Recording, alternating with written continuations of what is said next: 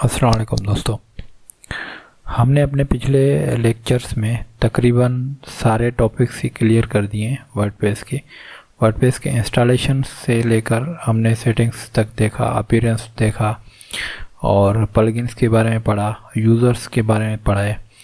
हमने अपने रिसेंट जो लेक्चर में यूज़र्स के बारे में हमने जाना कि किस किस टाइप के यूज़र्स होते हैं और उनको कैसे कंट्रोल किया जाता है और उनके प्रिविलेजेस क्या क्या होते हैं, उनके अख्तियारात क्या क्या होते हैं। ठीक है, तो ये सबसे पहले तो ये था कि ये जो वर्डप्रेस का बेसिक ट्रेनिंग था, इसका मतलब ही ये था कि एक आपको वर्डप्रेस से फैमिलियर करना, वर्डप्रेस के डैशबोर्ड से फैमिलियर करना और जो फ्री थीम्स होते हैं उनके थ्रू साइट की बनावट जो होती है और उसकी जो मेंटेनेंस होती है वो कैसे करते हैं। तो मुख्तलिफ जो भी यहाँ पे डैशबोर्ड में मेन्यूज़ बने हुए थे उनको हमने सिलो देखा और सारी चीज़ों को हमने समझा। अब हमारे आखिरी जो ये दो मेन्यूज़ हैं, टूल्स और सेटिंग्स, अब हम इनको देखेंगे थोड़ा और इनके बारे में जानेंगे। उसके बाद ये हमारा बेसिक जो वर्डप्रेस की जो ट्रेनिंग है वो ख़त्म हो गई। इसके बाद हम एक सेशन करेंगे जिसमें हम शुरू से लेकर एंड तक एक मुकम्मल वेबसाइट बनाएंगे, ई-कॉमर्स वेबसाइट बनाएंगे और एक सिंपल वेबसाइट भी बनाएंगे और मैं आपको दिखाऊंगा कि विद इन 1 आवर आप कैसे एक अच्छी सी वेबसाइट बना सकते हैं। ठीक है, तो चलते हैं, आज देखते हैं ये टूल्स क्या होते हैं। मेनली ये जो टूल्स होते हैं इंपोर्ट एक्सपोर्ट के लिए इस्तेमाल होती है। ये देखें यहाँ पे इंपोर्ट एक्सपोर्ट, मतलब ज़्यादा से ज़्यादा यहाँ पे ये काम करना पड़ता है होता है कि यहाँ से अगर आप कोई आपकी थीम की ऐसी सेटिंग है जहाँ से ये चीज़ें इंपोर्ट होती हैं ब्लॉगर से, अगर ब्लॉगर पे आपकी वेबसाइट बनी हुई है, ठीक है, तो वहाँ से यहाँ ब्लॉगर के जो फाइल्स होते हैं XML के, यहाँ पे आप इंपोर्ट कर सकते हैं।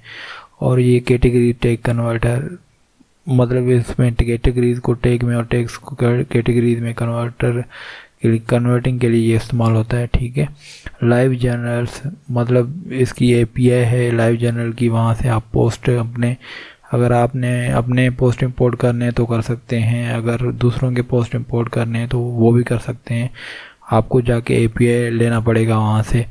ठीक है, उसके बाद जो सबसे ज़्यादा ये सारी चीज़ें ऐसी हैं इंपोर्टिंग के लिए इस्तेमाल होती हैं। इंपोर्ट करना मतलब बाहर से कोई भी डेटा अपनी वेबसाइट में लगाना, इंपोर्ट करके हमें कोई फाइल मिली हुई होगी XML टाइप या Excel टाइप, तो हम उसको इंपोर्ट करेंगे। देखेंगे कि ये XML मोस्टली जो वर्डप्रेस है वो XML डेटा फॉर्मेट एक्सेप्ट करता है। अगर आप कोई प्रोडक्ट वगैरह इंपोर्ट कर रहे हैं तो वो Excel में भी आप कर सकते हैं। ठीक है, तो ये देखें 1 क्लिक इंपोर्ट, मुख्तलिफ जो हमारी थीम्स होती हैं वो ये ऑप्शन यूज़ कर रही होती हैं। उन थीम्स में, पेड थीम्स में आपको क्या होता है कि एक फ़ाइल मिलता है XML का फाइल मिलता है और उसको आप यहाँ आके रन इंपोर्टर करेंगे और आप फाइल यहाँ पे अपलोड कर देंगे।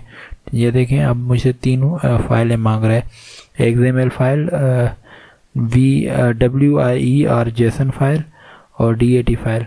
इन तीनों फाइलों को मैं यहाँ पे अपलोड करूँगा, उसके बाद मैं इंपोर्ट डेटा कर दूँगा तो डेटा इंपोर्ट होना शुरू हो जाएगा और जो भी थीम की जो लेआउट है और थीम की जो डमी डेटा है, थीम की जो इमेजेस हैं वो सारी यहाँ पे अपलोड हो जाएंगी। ठीक है, तो मोस्टली ये डेटा इंपोर्ट करने के लिए इस्तेमाल होते हैं।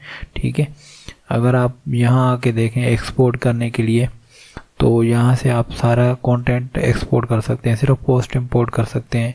फिर यहाँ पे फिल्टर्स आ गए, कॉन्टेक्ट फॉर्म आ गए, मीडिया आ गया। ठीक है, उसके बाद आप आ जाएं, ये यहाँ से एक्सपोर्ट मतलब अपनी वेबसाइट से डेटा को बाहर किसी फॉर्मेट में एक्सपोर्ट करना और अपने काम में लाना। ठीक है, तो यहाँ पे साइट हेल्थ आ गई कि आपकी साइट की हेल्थ क्या है, मतलब आपकी साइट में कोई इशू तो नहीं आ रहा। वर्डप्रेस ने ये रिसेंटली फीचर इंट्रोड्यूस किया है जिसमें आपको वेबसाइट के बारे में बताया जाता है कि अगर आपकी वेबसाइट या कोई प्लगइन अपडेशन मांग रही है या कोई चीज़ कम पड़ रही है या कोई अपडेट आ गई या कोई वर्जन चेंज हो गया है तो आपको वो बताता है।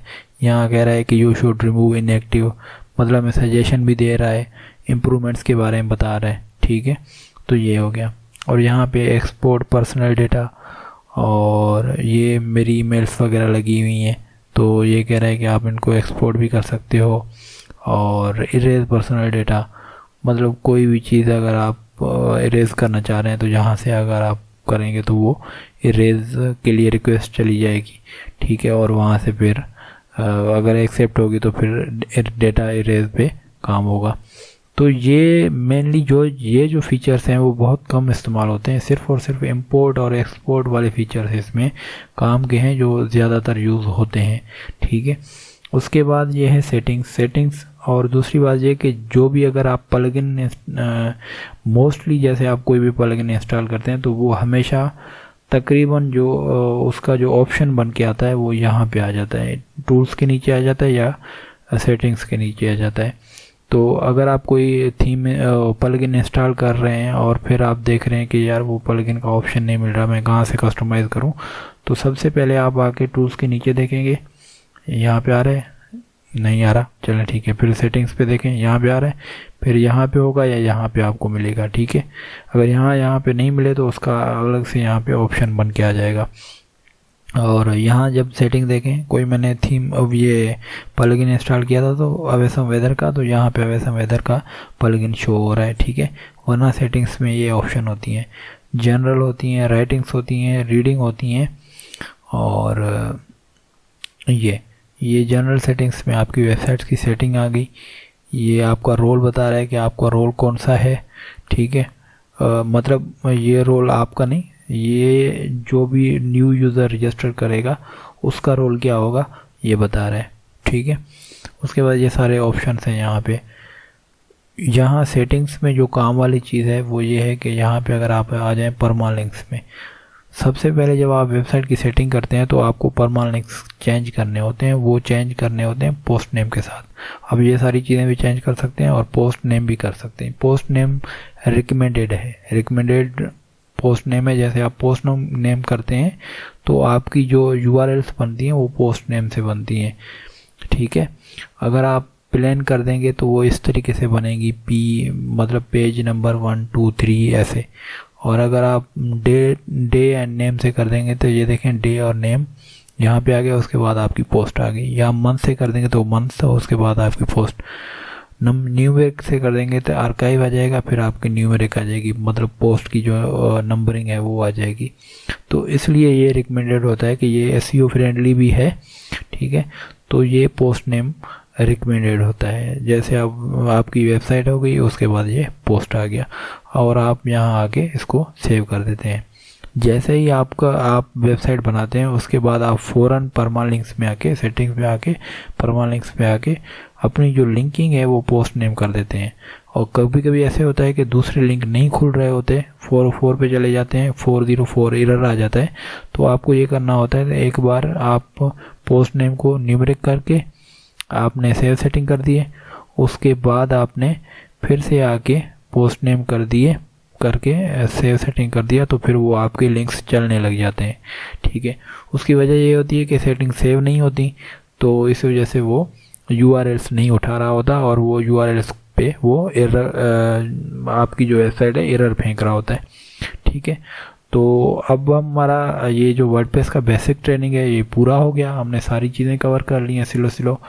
अब जो हमारा नेक्स्ट ट्रेनिंग होगा, नेक्स्ट ट्रेनिंग वेबसाइट का जो सेशन होगा उसके बाद ही होगा। वेबसाइट के सेशन में हम एक ब्लॉग बनाना सीखेंगे, उसके बाद हम उस पर कुछ रैंडम प्लगइन्स इंस्टॉल करेंगे।